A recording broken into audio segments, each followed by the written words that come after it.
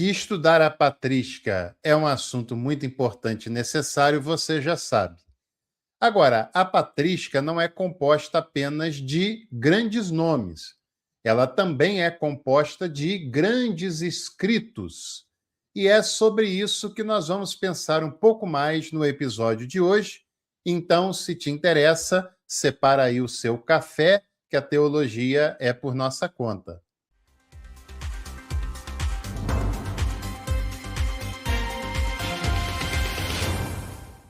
Agora, se você quiser estudar teologia a sério mesmo, com profundidade, numa leitura antifundamentalista e não confessional, clica aqui em Seja Membro.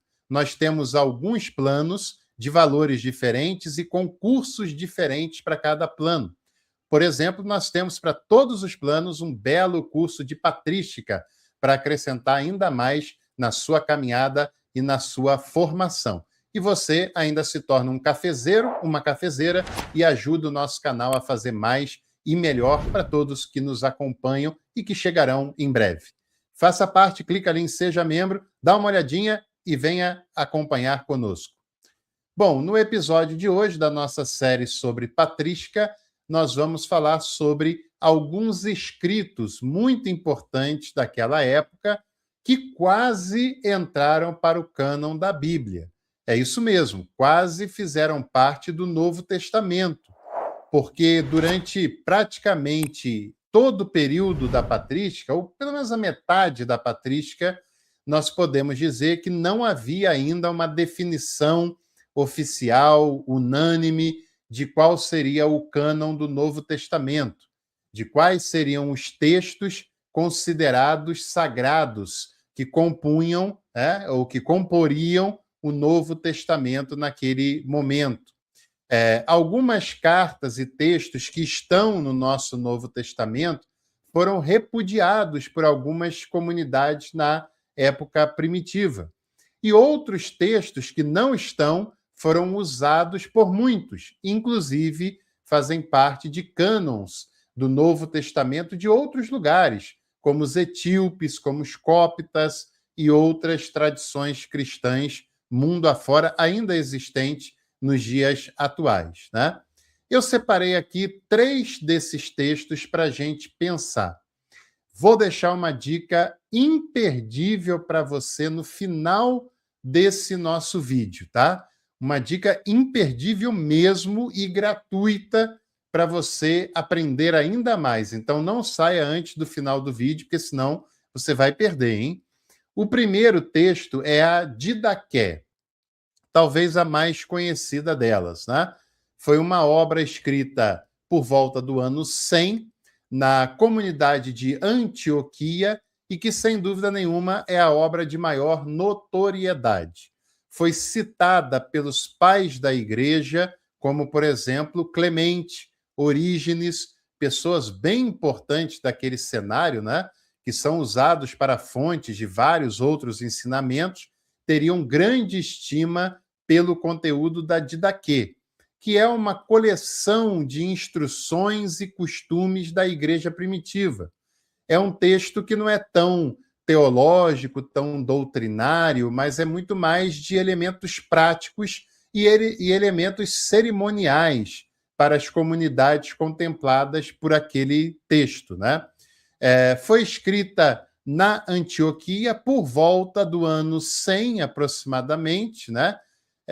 Na época em que estavam sendo escritos outros textos do Novo Testamento. Ela é mais antiga do que algumas cartas, do que alguns textos que estão no cânon do nosso Novo Testamento, né? Que estão no cânon oficial.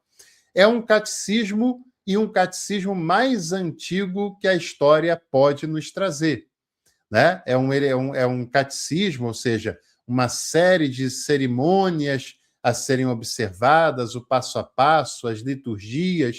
É o catecismo mais antigo da história do cristianismo que nós temos contato até esse momento. Ela tem uma parte de teor moral, uma segunda parte de valor litúrgico e uma terceira parte de instruções disciplinares. E ali se baseia, a sua leitura é baseada no dualismo ou na dualidade do caminho da vida e da morte. É nisso que se baseia os elementos e os ensinamentos da Didaqué.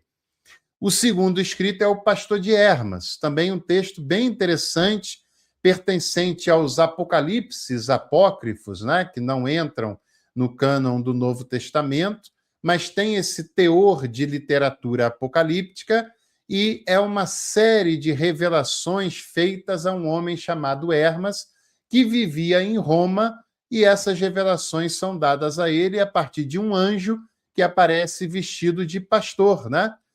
E por isso o nome é o Pastor de Hermas. Alguns pais da igreja, inclusive, consideraram também o Pastor de Hermas como parte das Escrituras. Outros foram críticos desse texto por causa das alusões que faziam ao milenarismo, que foi praticamente coibido como uma heresia dos primeiros séculos da era cristã, né? A sua leitura na igreja chegou a ser proibida no ano 200, e basicamente por causa desse elemento que eu estou narrando, desse elemento da questão milenarista, né? Ela foi escrita mais recentemente do que a Didaqué, entre os anos 140, 150, mas é um texto já bastante antigo, né? E é composta de 5 visões que o Hermas teria tido e de 12 mandamentos que ele teria recebido por parte daquele anjo. Também tem a Epístola de Barnabé, que é atribuída ao Barnabé, o companheiro lá de Paulo, né, o companheiro das viagens de Paulo, que não se comprova. Era uma síntese doutrinária do pensamento paulino, por isso é atribuída a alguém que conhecia Paulo e o seu pensamento mais de perto. Isso é fato, né? A pessoa que escreveu essa epístola com certeza tinha algum contato com o pensamento paulino, porque ela é uma síntese, um resumo da doutrina expressa no pensamento de Paulo, no Corpus Paulinus, né? Escrita entre 117 a 138, já depois, né, da maioria dos escritos paulinos, ou de todos eles, né, certamente. Então, era alguém que já tinha contato com esse material, que já o conhecia, e fala sobre a experiência de Cristo, a pré-existência dele, a experiência que os cristãos fazem com a sua pessoa. Também tem explicações batismais, fala sobre o domingo, sobre o dia do Senhor. O milenarismo também está presente nessa carta de Barnabé, e é interessante que nós devemos pensar o seguinte: por pouco essas cartas não entram no cânon do Novo Testamento, e mesmo que não tenham entrado, você deve imaginar que ela é uma fonte histórica, teológica e também litúrgica do cristianismo na época em que esses textos foram escritos, né? No final do primeiro século até a metade do segundo século.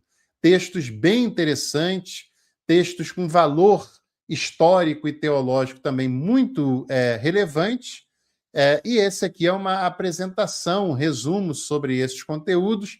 Se você se lembra também de outros textos, não se esqueça de comentar aqui embaixo, de escrever as suas observações, que elas são sempre muito válidas e muito bem-vindas. E eu disse que eu teria dicas para você, e tenho mesmo. A primeira dessas dicas é que você conheça a Bíblia Apócrifa do Frei Jacir Faria, né? É uma obra muito completa, muito bem feita. O Frei Jacir já esteve aqui no canal, nós fizemos uma live com ele também, que foi muito legal, eu vou deixar na tela final para você acompanhar na íntegra, e ele faz um trabalho mostrando numa Bíblia todos, ou boa parte dos textos apócrifos, inclusive esses que eu citei para você.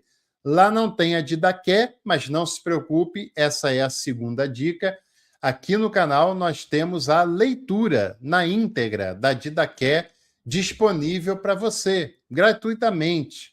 Só você procurar aqui nos nossos conteúdos, que você vai ouvir todo o conteúdo da Didaqué. Vou aproveitar e deixar o link aqui embaixo para você já ir direto e ouvir do que se trata a Didaqué. O conteúdo todo está narrado e disponível aqui no canal. Se você gostou desse vídeo, não se esqueça do seu like, de compartilhar com os seus contatos e em breve a gente retorna para mais um Café com Teologia e eu espero você. Até lá.